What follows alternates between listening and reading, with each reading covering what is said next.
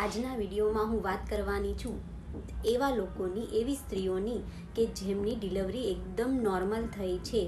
આવી જે normal delivery થઈ હોય એ સ્ત્રીઓએ 10 દિવસ પછી કેવી કસરત કરવી જોઈએ અને કસરત શા માટે કરવી જોઈએ એની હું વાત કરવાની છું. તો ચાલો આગળ જાણીએ.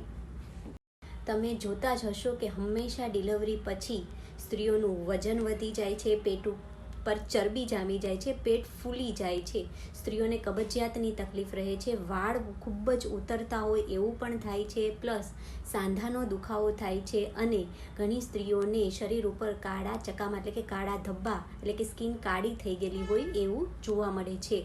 તો આવું બધું થાય જ નહીં એના માટે હંમેશા ડિલિવરી પછી, જેની પણ નોર્મલ ડિલિવરી થઈ હોય એને હંમેશા 10 દિવસ પછી હું જે જણાવવા જઈ રહી છું એવી કસરત હંમેશા કરવી જોઈએ, જે કરવામાં કંઈ પણ નુકસાન નથી. અને 80% જેટલી સ્ત્રીઓને તો કબજિયાતની તકલીફ ખૂબ જ થાય છે. આ કબજિયાતની તકલીફ પણ તમને બિલકુલ હેરાન ના કરે એના માટે પણ કસરત કરવી ખૂબ જ જરૂરી છે. સૌપ્રથમ જોઈએ તો 10 દિવસ થાય તમારી ડિલિવરીના, એના પછી તમારે હંમેશા જમીને 100 ડગલા ચાલવું જ જોઈએ. એ બધા માટે કમ્પલસરી છે અને એના માટે કોઈ જ પરેજી કે કોઈ જ નુકસાન તમને થતું જોવા મળતું નથી. બીજી કસરત એવી છે જેમાં તમારે એક સાદી મેટ, જે યોગા મેટ આવે છે એને લઈ લેવાની છે અને એને જમીન પર પાથરી દેવાની છે. પછી તમારે એમાં આરામથી સૂઈ જવાનું છે. હવે તમારા જે બંને હાથ હોય એને આવી રીતે માથા નીચે રાખી દેવાના છે અને તમારા જે બંને પગ છે એને ઘૂંટણમાંથી વાળીને પંજા જમીન પર રાખી દેવાના છે. હવે પછીની જે ક્લિપ છે એમાં હું તમને આ પોઝિશન બતાવીશ કે કઈ રીતે સૂવાનું છે. અને પછી તો કોઈ પણ ટેકા વગર તમારે આવી રીતે તમારી પીઠ ઉપરથી ઉઠવાની કોશિશ કરવાની છે, ટેકો લેવાનો નથી. આવું પહેલા દિવસે તમારાથી ના થાય તો કંઈ જ વાંધો નહીં, ખાલી સામાન્ય પ્રયત્નથી તમારે ચાલુ કરવાનું છે. જેમ જેમ 1 દિવસ, 2 દિવસ, 3 દિવસ થશે પછી તમે આરામથી ટેકા વગર તમારી પીઠના બળે તમે ઊભા થઈ શકશો. આવી રીતે રોજ તમારે કરવાનું છે 5 થી 10 વખત.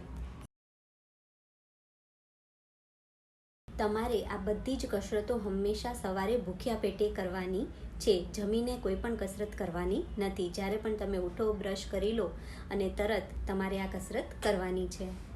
બીજી કસરતમાં આવી જ રીતે તમારે મેટ ઉપર પીઠના બળે સૂઈ જવાનું છે અને પછી જેવી રીતે આપણે સાયકલ ચલાવતા હોઈએ એવી રીતે તમારા બંને પગથી વારાફરતી તમારે સાયકલ ચલાવતા હોય એવી રીતે પગને રાઉન્ડ ફેરવવાના છે.